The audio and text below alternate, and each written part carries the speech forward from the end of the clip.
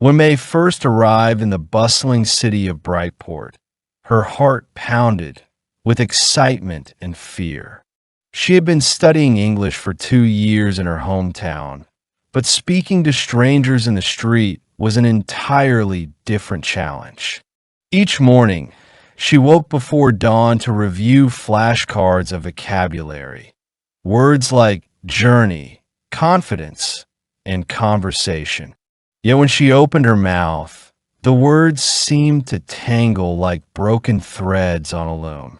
She would begin to speak and then freeze, uncertain how to continue.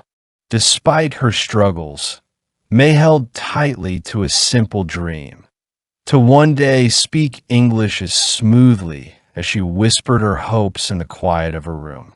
On her first day at Brightport Community College, May clutched a worn notebook where she had written phrases and translations.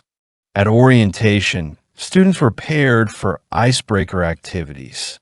May's partner, Carlos, greeted her with a warm smile. "Hi, I'm Carlos. Where are you from?" he asked. May's mind raced. Should she say, "I come from China," or "I am from China"? She pointed her notebook, flipped to the page, and read haltingly, "I am from China."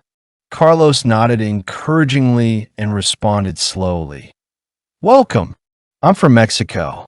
The brief exchange left May exhilarated. She had done it. A bridge of words had formed, however rickety. In English class, May discovered that listening was just as important as speaking. Her teacher, Ms. Irving, played short audio clips of everyday conversations, ordering coffee, asking for directions, talking about hobbies. After each clip, students worked in small groups to practice the dialogue. May found that mimicking the rhythm and intonation of native speakers helped her pronunciation immensely. When they practiced ordering coffee, she smiled as she confidently said, "Could I please have a medium latte with skim milk?" The phrase felt awkward at first, but after repeating it dozens of times, it began to roll smoothly off her tongue. Outside the classroom, May embraced every chance to immerse herself in English. She volunteered at the campus library, where she shelved books and guided visitors to different sections. "Do you need help finding a mystery novel?" she would ask timidly, her heart thumping. Library patrons appreciated her friendly assistance, and she basked in their gratitude. These small successes built her confidence. Each completed sentence a stepping stone across a river of doubt. One evening, as May practiced her homework in the college cafe, she overheard two classmates planning a weekend trip. She gathered courage and approached them. "Excuse me, may I join you on your trip?" Her voice was soft, but her words were clear. They smiled and welcomed her. That weekend, they explored a nearby lighthouse, walked along the seashore, and shared stories over hot chocolate. May delighted in recounting her childhood memories in English. "Back home, I used to watch fishing boats at sunrise." Her friends listened attentively, asked questions, and laughed at her playful anecdotes. She realized that language was more than vocabulary. It was connection. Yet some days were discouraging. May sometimes heard her own mistakes echoing in her mind. Wrong verb tense, missing article, mispronounced word. Once she said, "I am boring," when she meant "I am bored." Her friends kindly corrected her, and she laughed at her slip. Rather than feeling embarrassed, May began to view mistakes as natural steps in the learning process. She started keeping an error log, jotting down the sentences that tripped her. Every week, she reviewed the log, practiced the corrected versions, and noticed how her fluency grew. To expand her vocabulary, May started reading simple English novels, stories about friendship, mystery, and adventure. She highlighted unfamiliar words, looked up their definitions, and wrote example sentences of her own.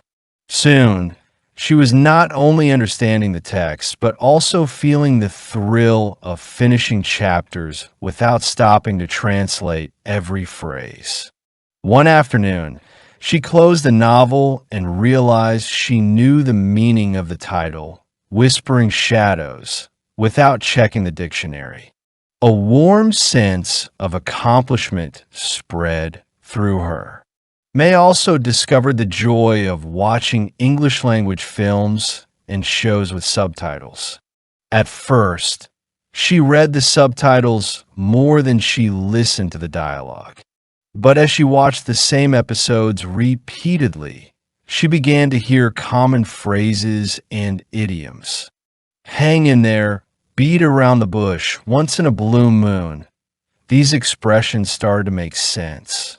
She laughed at the jokes, empathized with the characters, and even tried imitating their accents. Film nights with friends turned into lively discussions where May contributed her interpretations, feeling more at ease each time.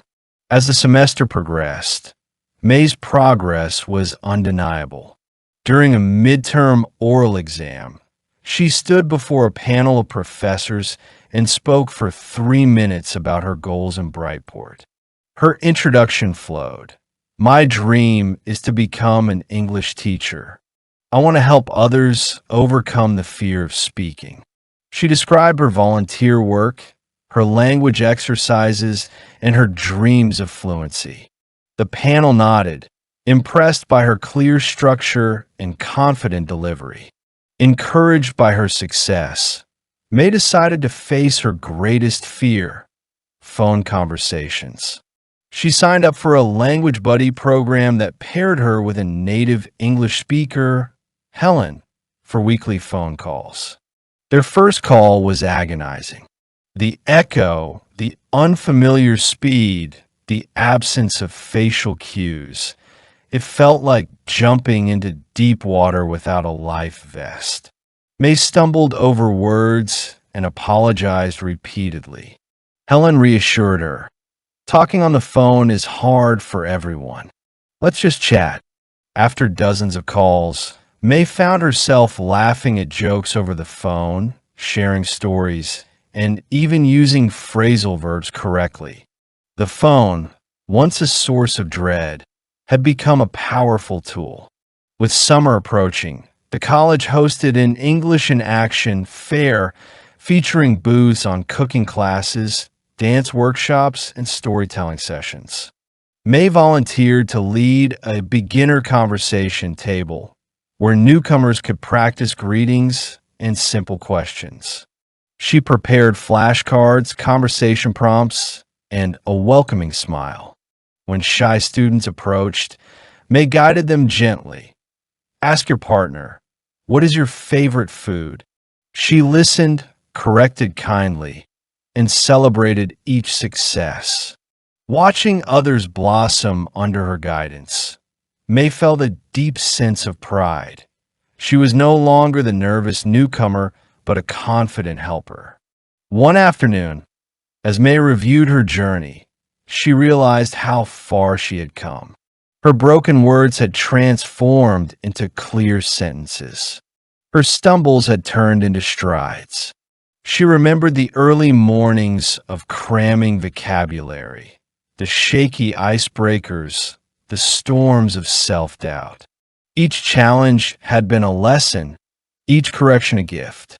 Fluent dreams that once seemed distant were now within reach. In her final English class, Ms. Irving announced a special project, a multimedia presentation about the students' language journeys. May chose to create a short video montage of her experiences, clips of the lighthouse trip, snapshots of her error log, recordings of her phone calls with Helen. As she narrated in English, her voice steady and expressive, she felt a surge of joy.